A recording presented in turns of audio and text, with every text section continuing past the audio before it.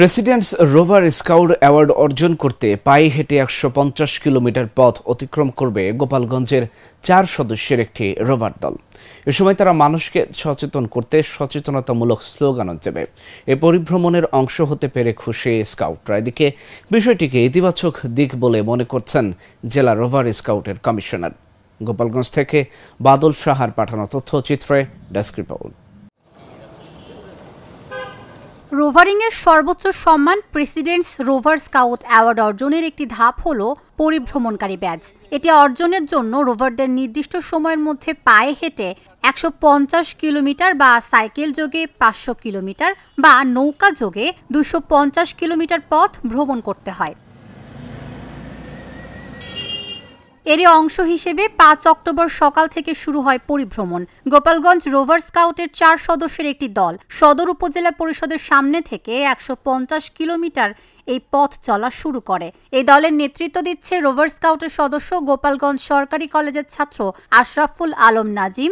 বাকি ৩ সদস্য হলেন মোহাম্মদ আবু তালহা, নয়ন খান ও এম ইমতিয়াজ বিন মাহবুব নিশান।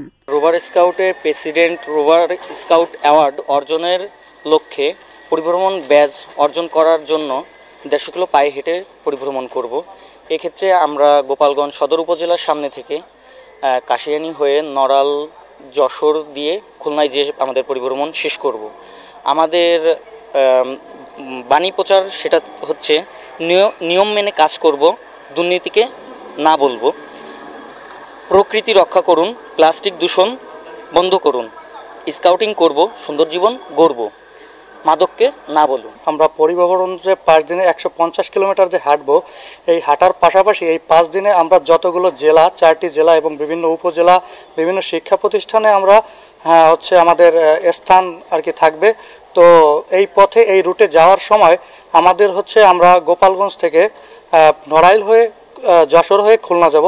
জেলা সদর থেকে পায়ে হেঁটে ৫ দিনে জেলার কাশিয়ানী উপজেলা হয়ে মধুমতি নদী পার করে নড়াইল, যশোর হয়ে খুলনা গিয়ে তাদের এই ১৫০ কিলোমিটারের পরিভ্রমণ শেষ হবে। পথিমধ্যে তারা যেসব বাজারের এলাকা, শিক্ষা প্রতিষ্ঠান ও লোক সমাগমের এলাকা পাবে সেখানে বাল্যবিবাহের কুফল, মাদককে না বলি, দুর্নীতিকে রুখেন, ট্রাফিক আইন মেনে চলি এমন নানা জনসচেতনতামূলক স্লোগান দেবেন। এতে যদি আমাদের একজন বা দুজন মানুষও সচেতন হয় সেটা আমাদের জন্য সার্থকতা। এবং রোভার স্কাউট বাংলাদেশে সবসময় সবখানেই কাজ করে যাচ্ছে এবং আগামীতে ইনশাল্লাহ কাজ করে যাবে। আমরা গোপালগঞ্জ থেকে শুরু করে আমাদের এই যাত্রা শেষ হবে খুলনা। পথের মধ্যে থাকবে আপনার নড়াইল ও Jessore.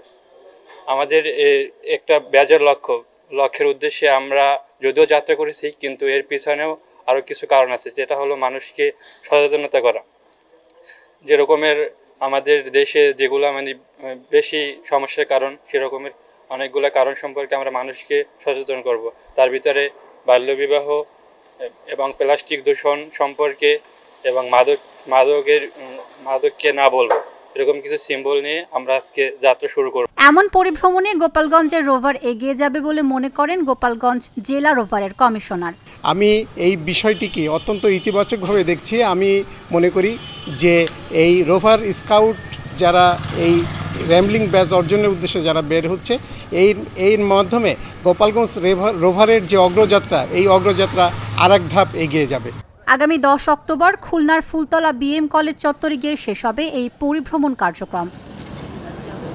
Dhaka journal, news desk.